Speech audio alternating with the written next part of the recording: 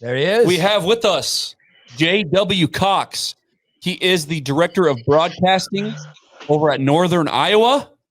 You covered Northern Iowa football. We want to thank you for coming on. Hopefully we'll get to know these Panthers a little better because of you. Yeah, absolutely. I'm glad to be here. Glad to spread the word about the Panthers going into. I'm looking forward to this matchup. It's going to be exciting for me, exciting for the players, exciting for our fans. Certainly, just to experience everything that Memorial Stadium has to offer. Yeah. So you said it right at the gate. You said, I want to spread the word about NIU Panthers. So we're going to let you just kind of give us all the information that we need about these Panthers coming and spread the word. All right. Well, I mean, what we're doing, it's funny. I talked to the head coach, Mark Farley, today, who's in his 24th season. He's the all-time winningest coach in our conference, the Missouri Valley Football Conference. So he's been around the block. He's played in these types of games. Obviously, we have some semi-regular series with Iowa State and Iowa. So we've done this type of thing before. I went up to Wisconsin several years ago. And some of those have not been close, but some of those have been close with some of the good teams that he's had. So the Panthers are used to punching above their weight and hoping to do that again. If they're going to do that, it's going to be with the ground game. It's interesting. I even saw Coach Rule already talking a little bit about how the Panthers present a different test than they have seen in the first 2 weeks, just by virtue of the fact that we're going to line up against anybody we play, and we're going to try to be the aggressors at the point of attack and run the football with 2 tight ends and a big offensive line and 2 really big running backs, one of whom was a young kid who used to go to the spring game at Nebraska. And so it's going to be fun. Ty Edwards, he's the number 1 back. He's rushed for over 175 yards on average in each of the first 2 games. That's the most that a tailback has rushed for in the first 2 games of a Panther season since a guy everybody's heard of, David Johnson, who went on to a big career in the NFL. He did that in 2013. And so it's been a while since they've had a productive guy like that. And then the number 2 back, Amari Bessick-Hickson, who did spend some formative years in Lincoln and then grew up and went to high school in Omaha.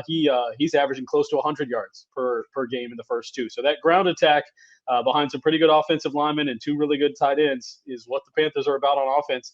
On defense, they're not going to be as big as most of the teams that you'll face in the Big Ten, and certainly not as big as what Husker fans are going to be used to for their black shirts. But it's a quick defensive line. It's a talented secondary and linebacking core, and so they've really come together with some pieces through the transfer portal and some new guys. That Coach Farley does defense. That's his main thing. He was a linebacker here back in the early 80s. All-conference type guy. He's coached this defense for a really long time, even before he was head coach. So he's going to have them ready to play. Now you just got to line up and try to do it. So if that's the 90 seconds, I don't know how much that was, but if that's the 90-second introduction, that would cover it for the Panthers here in 2024. Yeah, that was pretty comprehensive right there. Yeah. A lot in 90 seconds. No kidding. I learned a whole hell of a lot right there. One thing that I've seen about Northern Iowa over the years is they really like to play the boogeyman.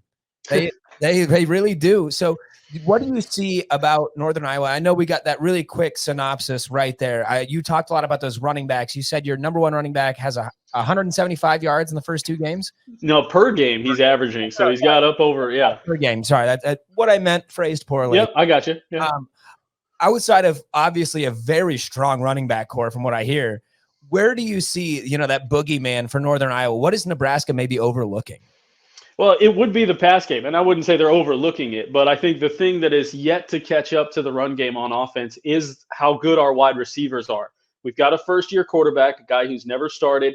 He's now started 2 games, and that's under his belt. And that's been the part of the offense that has lagged behind a little bit, figuring out how to get the throws on time and put those receivers in a spot where they can do some damage. Because on the outside, there's a guy who's a senior and one of our captains, Sergio Morency. He has been an absolute bomb threat over the last 2 seasons, and he has figured out ways to torch defenses in our conference down the field. Another kid who's in his sophomore season, played as a true freshman last year out of Pennsylvania. I'm not really sure how he ended up with the Panthers because he's 6'3". He is approaching 200 pounds, and he is quick and silky smooth. His name is Jaden Ellis-Leahy. They call him Jelly, which is one of my favorite nicknames. But he is also very good down the field. Our tight ends in the pass game, Lane Pryor, who's out of Woodbine, Iowa, which is there in western Iowa.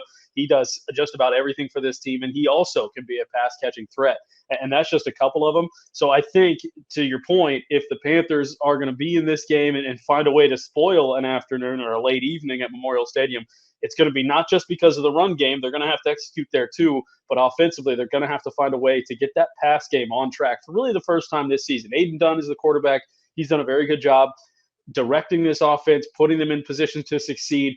But when they can get the pass game rolling, that's when you're going to see this really take off from an offensive standpoint for the Panthers.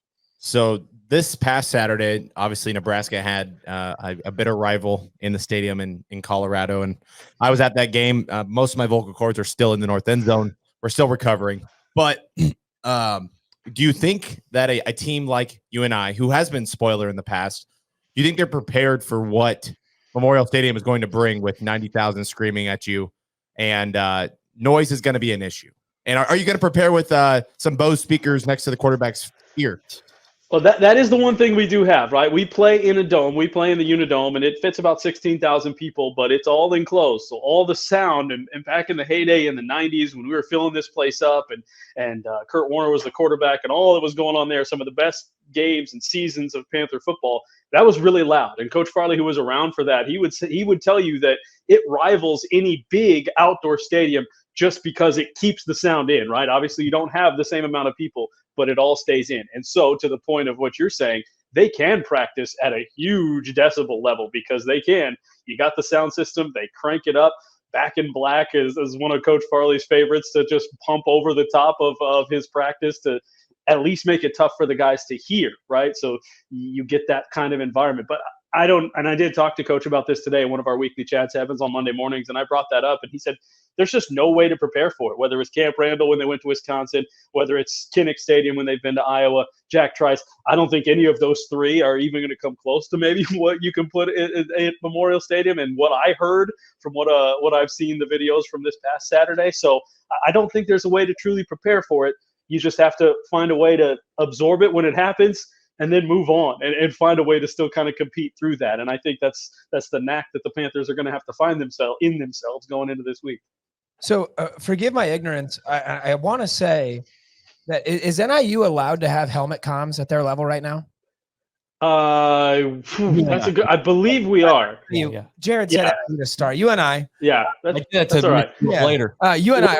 We're gonna ride on those NIU coattails though because of what they did to Notre Dame. Like, so we're fine. We're fine with being adjacent to that. But that is a battle that we fight in a lot of places. 25. I believe we could have helmet comms in these games when you go up against an FBS opponent that can have the helmet comms. I think at the FCS level, the thinking is there's not a budget at every school for that. And so you can't, I mean, it becomes a competitive disadvantage, right? Like, so you at least have to give somebody the option to do it maybe. It's not something the Panthers are doing now at this point, so they won't have that.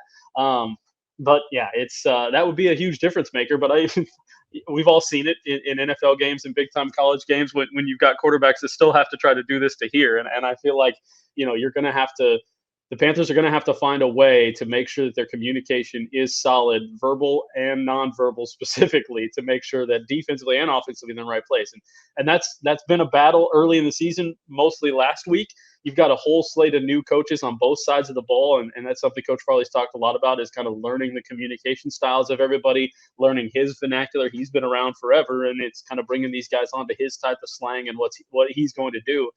And this is going to be an ultimate test. This is going to be the biggest test. We're never going to find an environment like this. We'll have some loud environments. South Dakota State comes here. That would be the one that comes to mind. North Dakota State and North Dakota playing domes, and they get really loud. So there's loud environment experience. But again, it's just going to be something that until you're in it, you're not really going to be aware of just what it's going to do to you.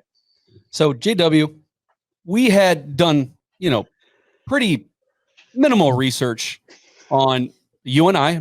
It is what it is. But one thing that really stood out to us as people here that have grown to appreciate special teams, because it's been a bugaboo for a long time and it's been overlooked.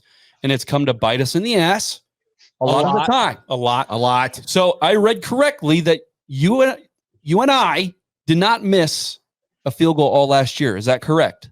That is correct. And a lot of that we had we did last year. I have a guy named Matthew Cook, and he was one of the all-time best. He ended up being a captain his last year. And I don't know about you guys, but I don't hear a lot of kickers that become captains. And so there's a lot that Coach Farley liked about him. He was from Cedar Falls, so he grew up right down the road from the stadium.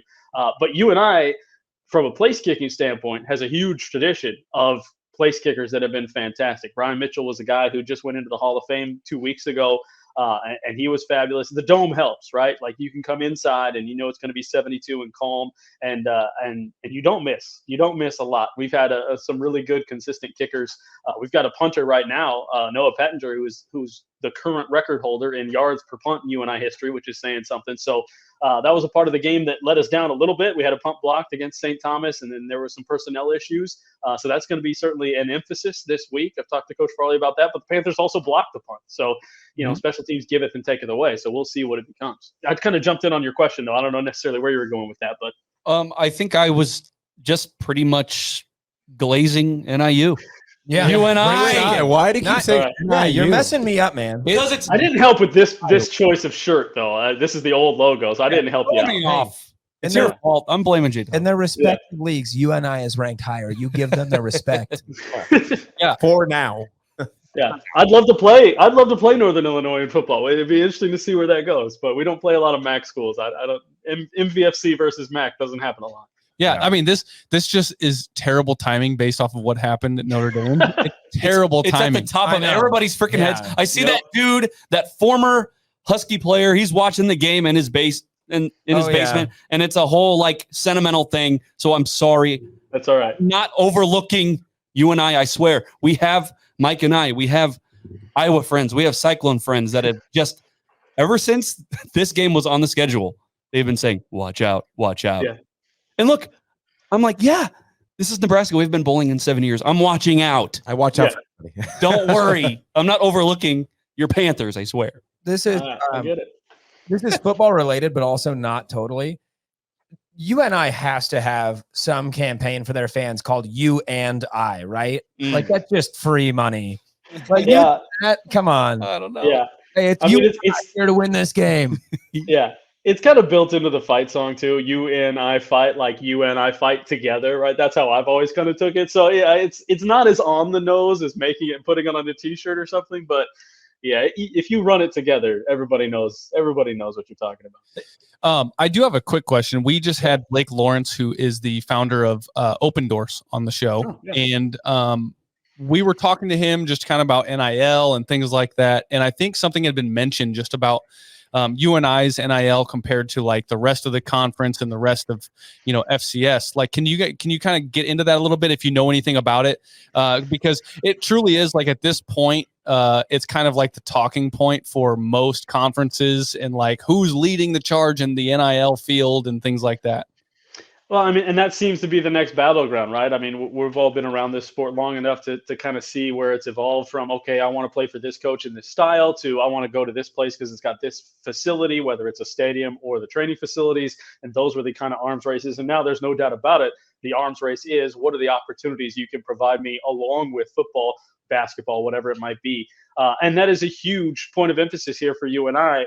Over the last even 6 months, we've had a new athletic director step in, and she's made it a point of emphasis. One of the spots that we had to fill in the athletic department is going to focus almost solely on those NIL partnerships and how we can best maximize that for all of our teams. So it's a huge battleground, even at the FCS level, where the numbers aren't the same and maybe the opportunities aren't the same, but we're looking out for those opportunities. Open Doors is a partner for all of our athletes, no matter the sport. They can go on there and create a profile, and businesses and community groups can all find them and help make those connections happen. So that's been good for us. Obviously our basketball program, they've helped lead the charge with that for men's and women's basketball. We've had a great group of donors and supporters that really early on were saying, hey, this is going to be the future. This is what we have to do. And so they've helped that.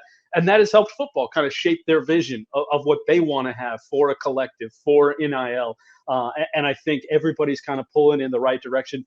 But as you know, it's such murky, sounds like a bad term, but it's murky right now. What can all happen, when and where, and whose plate it's on. But I personally, if I was grading what you and I was doing, I think we're on a really good track to put a plan in place and give the athletes that come here, the student athletes that come here, the best opportunity to capitalize on their time here, no matter what sport they're doing. Yeah. I mean, it's like the ultimate talking point is like, where do we sit in the rest of the conference? Because ultimately that's going to give you an advantage. Yeah. So yeah, I was just kind of curious, like where UNI stands on all that, because it's kind of like the talking point right now when you're talking about comparing yourself to other programs in the FCS and in your guys' division.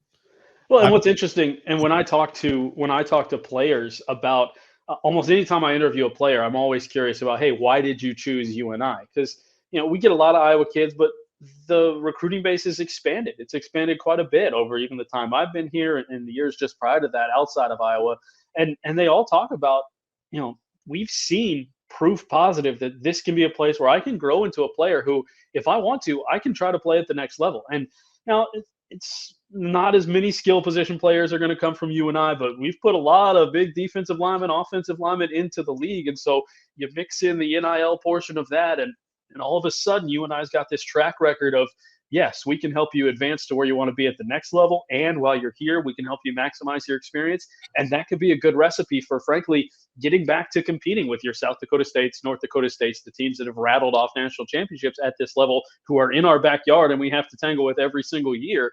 That's going to be one of the keys to making sure that they followed our blueprint. When they came from Division II to this 1AA level at the time, they were following the blueprint of what Northern Iowa did in the early 80s. And so now we need to reverse that and figure out how we get back to being the team on top. And I think we've got a path forward and a road to do that. Tell me if I'm wrong. With transfer portal, NIL, all this stuff, right? And you've got all these guys that they come in, they think that their shit don't stink when they get into a Division I Power 5 program. And sometimes this transfer portal fills up so much, there's not homes for these places to go. I feel like that isn't such an advantage at the FCS level, that the amount of talent that could be coming down now to the FCS level, just because guys think there's greener pastures. And with NIL and transfer portal, those opportunities, they might not exist in FBS anymore, and they have to go down the FCS route. Yeah, and I think that's been something that has been eye-opening for the coaches, and I applaud our coaches across all of our sports, because this has certainly impacted basketball too, where we had 9 guys transfer last year to go to different places and ended up bringing 7 guys from the portal and 6 guys from the portal and 3 freshmen in on that side. So that's a pretty significant portion of your basketball team when you look at that. And then football, it wasn't the same percentage of guys that you lost, but when it came to impactful guys, they were gone. And so then you have to look and see who can help me out. And I brought up Ty Edwards, the tailback. He's had a long and winding road to get here. And I think what has been the fun thing to see, whether it's Ty, we've got a safety named Jonathan Cabral-Martin, who's in his second year after transferring. He played at Central Connecticut State. Got a kid who's the other safety who was last year at New Mexico State. The ability and the enthusiasm with which these guys have embraced being at UNI, being at this level, and I think it goes back to what you're saying, is embracing the opportunity, because if it wasn't here, it might not have been anywhere. And they're embracing the opportunity that they now have to go and compete, play in what we feel is the best conference in FCS football, the Missouri Valley Football Conference, and they can go show their skills. And whatever happens after that happens after that. Because, Ty Edwards is 6'3", 205 pounds. You can't tell me that guy, if he goes and puts some numbers out, isn't going to at least make somebody raise an eyebrow and say, oh, maybe we need to take a look at this kid and see what he might be all about. So it's an opportunity. It's a culture that they can be welcomed into and be given a role. And I've been really, really pleasantly surprised and impressed with the transfers that we've seen come in over the last several years that I've been here, and what they've provided to this team, despite the fact that they may only be here 1-2 years. So you mentioned actually that at the FCS level, obviously there's going to be less NIL money. And when you go into these recruiting things, a big part of recruiting is atmosphere. What I want to ask you is, what makes UNI unique? What is it? What's special about UNI? Why should players be looking at Northern Iowa? Well, I think 2 things, and they kind of go together. But the biggest thing for me, and this is someone who now moved here 3 years ago to Cedar Falls. Cedar Falls is a selling point. I've lived in big cities. I grew up in Southern California. I've been in a lot of different places, and coming to Cedar Falls, and I've heard this not from just me, but from players, from coaches who have been here a long time and came here from other places. Coming to Cedar Falls is a breath of fresh air for a lot of these guys. The way the community rallies around the guys individually, the way the community is kind of set up to help the university succeed. Cedar Falls itself is a huge, huge draw for a lot of the guys that come here, because it's just a comfortable place where you can come here, be accepted for whoever you are, whatever your background might have been, and go play ball. And it frees them up to do just that.